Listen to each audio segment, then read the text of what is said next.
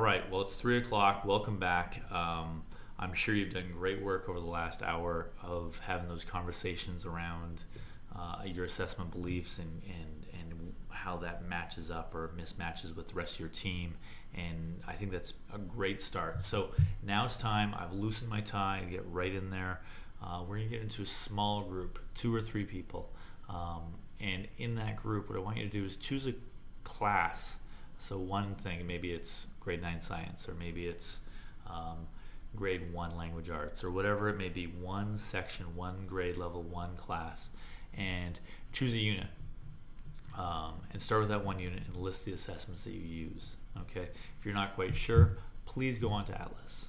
This is a great time. I will be at my email while you're watching this video, so if you go on Atlas and you find out you're missing something, email me right away and I will make sure you have access to the Atlas maps you need. But from Atlas or from your own memory, or if you've planned ahead and you brought it in, you should have all of the assessments that you use in that one unit. So in your small group of 2 or 3 people, select that unit, identify the assessments you use, both summative and formative. Okay, so grab them all, make a list of it somehow. Scrap sheet of paper is fine, whatever you have. List those assessments and then reflect on each one of them, both the summative and the formative assessments, however many you may have. Go through them all, and then in your small group, your 2 or 3 person group, discuss in that group if you think that those assessments match with your beliefs and with the research that's presented in the principles of assessment sheet. Again, if you don't have that, it's below. Click the link to get that. And if it doesn't match perfectly, that's fine. Again, we just want to have that conversation of saying, I think this matches in this way, and it's really in line with this research idea, and it's in line with my beliefs around this. But this other assessment, I'm curious about it. Why do we do it? That's all we want to know right now, is those questions you have, the areas we think it's really strong, that it matches your beliefs in the research and your team's beliefs really well, and the other ways that maybe it doesn't match, and maybe you can look and identify that as something that your team, your larger team, because we'll share back out, needs to discuss.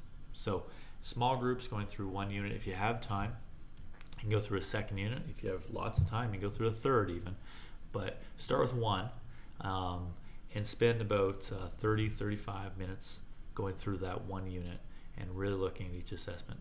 Like I say, you may have time for 2 or 3, and that's fine. Okay, so go for about a little over half an hour.